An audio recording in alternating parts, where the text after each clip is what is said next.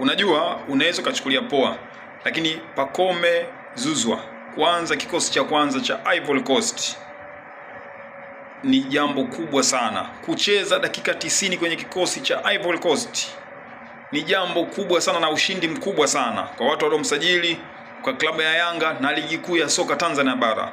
Pacome Zouzoua anakuwa balozi wa Tanzania kimataifa. Leo Ivory Coast ina wachezaji wakubwa kama kina Frank Kessie, kina Simon Adingra, kina Sebastian Haller, Sangare, nyota wanaotamba kwenye ligi kuu ya England. Pacome Zouzoua anacheza central midfielder na viungo wakubwa wa duniani. Hii inafanya ligi ya Tanzania ipige hatua kubwa sana. Yaani ukiacha unazi, ukiacha wivu, Pacome Zouzoua leo amekuwa balozi mzuri sana wa timu ya taifa wa ligi kuu ya Tanzania kimataifa. Sababu nimeona goli la 7 ambalo limefungwa na Frank Kessie, kisigino chake kinatoka kwa Adingra. Adingra anamsetia Kessie, anaweka mpira nyavuni. Shambulizi ameanzisha yeye. Leo kucheza nyuma ya mshambuliaji, ila amecheza chini zaidi, amecheza kama central midfielder. Hebu angalia alivyokuwa anapiga zile pasi za kugawa uwanja, pinpoint pass upande wa kushoto, upande wa kulia. Bana, Pacome ni mchezaji wa kiwango cha juu sana, anatakiwa kuheshimiwa.